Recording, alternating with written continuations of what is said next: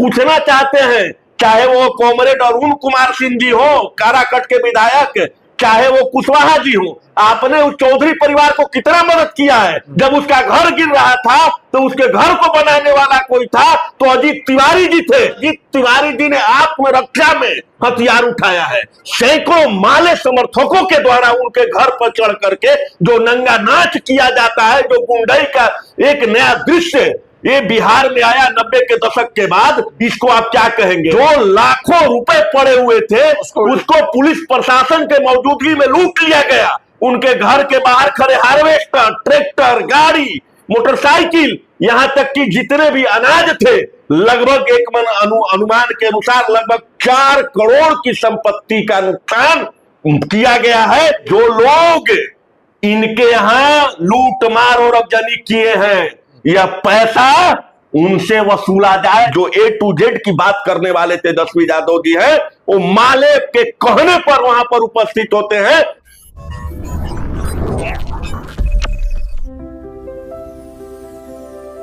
Your parenthood journey begins here. शुभारंभ एक नई पीढ़ी का।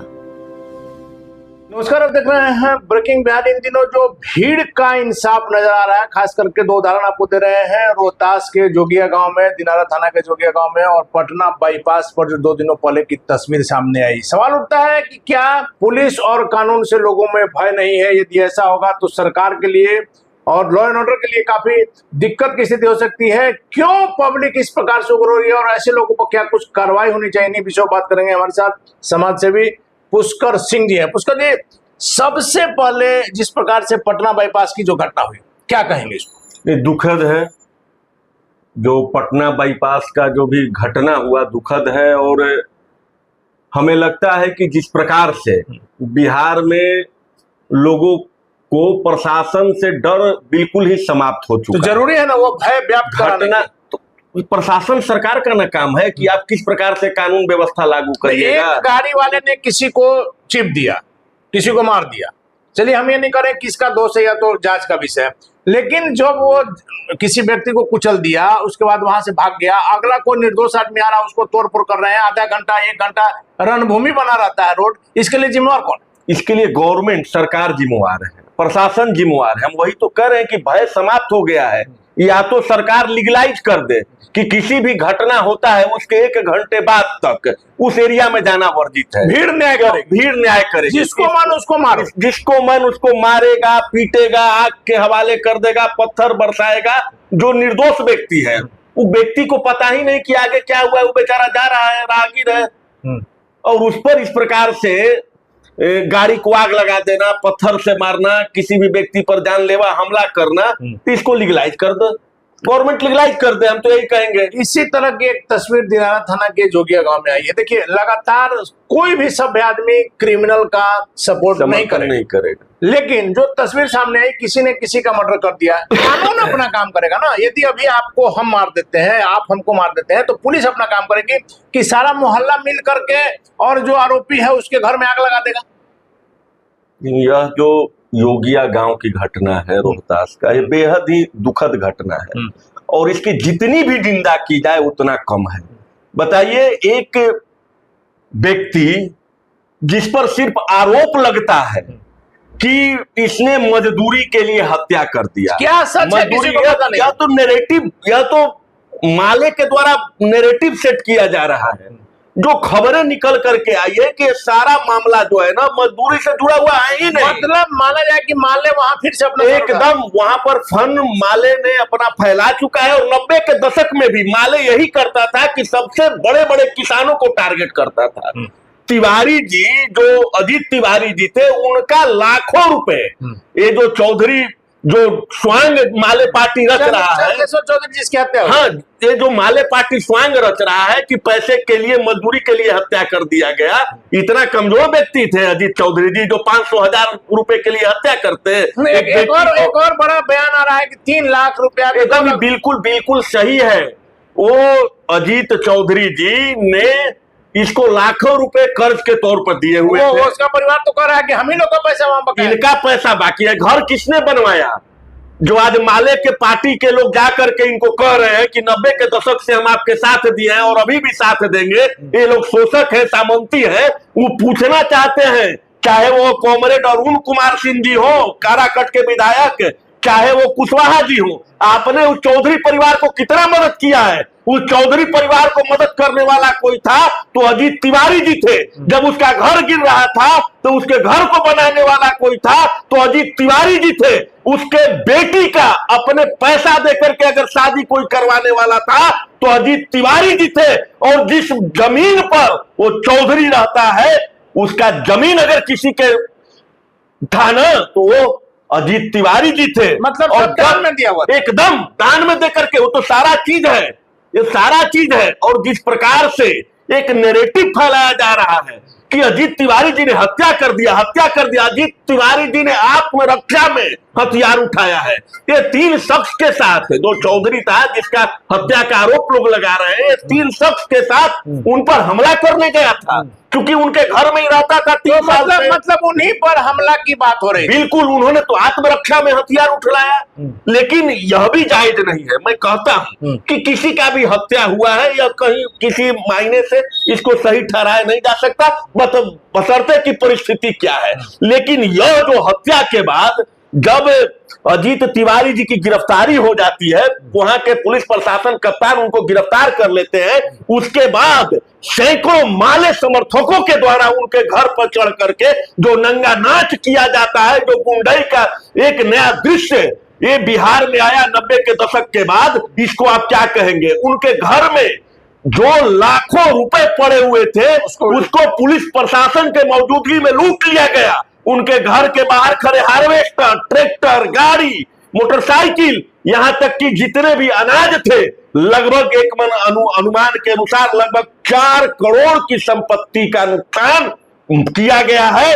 तो मैं आपके न्यूज चैनल के माध्यम से, ब्रेकिंग बिहार के माध्यम से पुलिस कप्तान और बिहार सरकार, जो वहां के पुलिस कप्तान है रोहतास के, उनसे भी निवेदन करना चाहता हूं कि आपके पास वीडियो फुटेज है, सारा विजुअल है, और जो भी माले के उग्रवादी समर्थक लोग वहां पर गए हुए थे, उनके यहां लूट मार अगजनी करने, और यह अगजनी मामूली अगजनी नहीं था, वो लोग एक फिराक में गए थे कि अगर अजीत तिवारी जी का पत्नी बेटा वहां पर मिल जाए तो हम उनको आग के हवाले कर देंगे, जिंदा जलाने के नियत से वहां पर गए थे।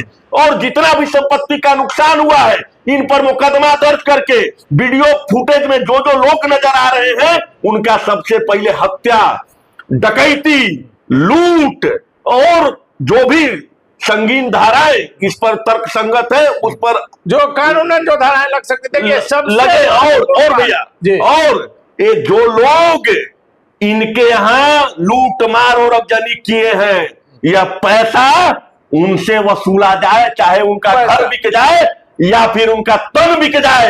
ये जिम्मेवार कौन है? ये जिम्मेवार कौन है? अगर लोकतंत्र में हत्या एक जघन्य अपराध है तो उससे बड़ा अपराध किसी के घर पर सैकड़ों उग्रवादी लोग, समर्थक लोग चढ़ करके और उसके घर को आग के हवाले कर दे, उसके परिवार को जलाने का प्रयास करे, यह उससे भी बड़ा अपराध है। देखिए, अजीत तिवारी जी हत्या किए हैं कि नहीं किए हैं, यह तो भविष्य के गर्भ में छुपा हुआ है, यह पुलिस जांच में तय करेगा। लेकिन यह तो आज पूरा हिंदुस्तान के साथ पूरा विदेश भी देख रहा है। बिहार में पुष्कर जी, यही बात हम करना चाह रहे हैं। दर्शकों ने देखा, पूरा बिहार के पूरा हिंदुस्तान ने देखा, और सबसे महत्वपूर्ण बात है कि रोहतास का जो प्रशासन है, जितना काबिल तारीफ काम किया, रोहतास के खास करके जो एसपी है, उन्होंने जो संयम बरता, यदि संयम नहीं बरतता तो बड़ी घटना हो सकती थी। एसपी के सामने जिस प्रकार से उपद्रवी लोग नाटक कर रहे थे, एसपी साहब समझा रहे हैं कि हमको अपना काम करने दो, उसके बावजूद जिस प्रकार से उन लोगों ने नाटक किया है, जिस प्रकार से एक षड्यंत्र के तहत उनके घर को आग लगाया गया, सारी गाड़ियों को चुन चुन करके जिस प्रकार से उसी गाड़ी का पेट्रोल डीजल लेकर के जलाया गया है, पुलिस के सामने जलाया गया है, निश्चित तौर पर कानून हाथ में लेने वाले लोग, लेकिन लगातार हमने कहा है कि अपराधियों के साथ कोई आदमी नहीं रह सकता, अपराधियों के साथ कोई सहानुभूति नहीं। यदि अजीत तिवारी ने मर्डर किया है तो उनको फांसी पर लटकाइए, लेकिन जिन लोगों ने उनके घरों में उपद्रव किया है उनको भी फांसी की सजा मिलनी चाहिए। एकदम बिल्कुल भैया, यह अक्षम्य अपराध है, यह अक्षम्य अपराध है। और जिस प्रकार से कल तेजस्वी यादव जी वहां पर पहुंच करके और एक पक्ष के लिए आवाज उठाते हैं, यह तो जातीय जो उन्माद है ना उसको हवा देने का काम कर दिए।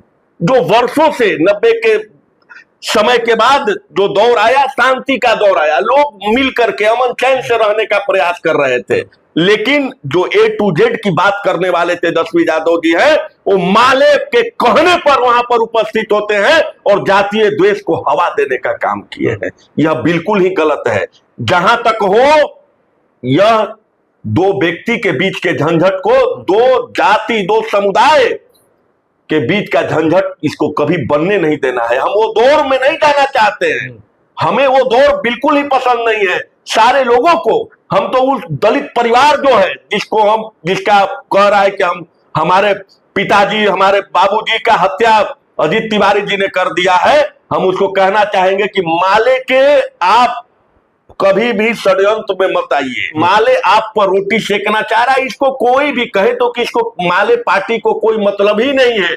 यह आपके लाश पर हमेशा इतिहास रहा है, आपके लाश पर राजनीति करने का अगर कोई काम करता है तो माले करता है। देखिए, जिस प्रकार से तेजस्वी यादव गए, अभी के भले जो जेएनजी कहा जा रहा है इन लोगों को पता नहीं होगा, लेकिन 90 से 2005 का वो दौर याद कीजिए। लालू राज में जातीय आग में बिहार सुलगता था।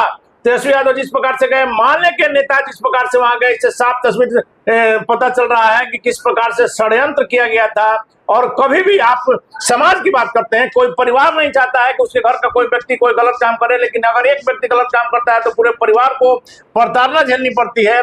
इसमें समाज की कोई भूमिका नहीं है। और दोनों, जब गांव में आपने देखा होगा कि सब अगड़े हो पिछड़े हो, सब एक दूसरे के सुख दुख में काम आते हैं। अजीत तिवारी यदि दोषी हैं तो उनको फांसी पर लटकाइए, चंद्रशेखर चौधरी का उन्होंने मर्डर किया तो फांसी पर लटकाइए, लेकिन जो हजारों लोग कहां से जुट गए, जिस प्रकार से आगजनी की गई है, उन पर हत्या से लेकर के डकैती तक का केस कीजिए, पुलिस के मौजूदगी में जिस प्रकार से वाहनों को आग लगाया गया, उन तमाम चीजों का क्षतिपूर्ति उन लोगों से कीजिए। उनको अगर उनके पास सामर्थ्य है, उनका जमीन बेचिए, उनको अरेस्ट कीजिए, ताकि लोगों को एक उदाहरण मिल सके। सम्राट चौधरी सरकार में जब से सम्राट जी आए हैं, सम्राट जी भी समझ रहे हैं कि उनको बदनाम करने के लिए इस प्रकार से खेला उनके भी लोग कर रहे हैं। तो स्पष्ट संदेश देने की जरूरत है, चाहे अभी पटना बाईपास की घटना हो या जोगिया गांव की घटना हो। सम्राट चौधरी को कड़ा निर्णय लेने की जरूरत है। जो भी व्यक्ति उपद्रव करेंगे उन पर जो ऐसा एक्ट लगाइए ताकि आगे की उनकी पीढ़ियां याद रखे, कानून न्याय करेगा, भीड़ न्याय नहीं करेगी। इस मामले में आगे क्या होगा देखना काफी महत्वपूर्ण होगा। फिलहाल बना रहे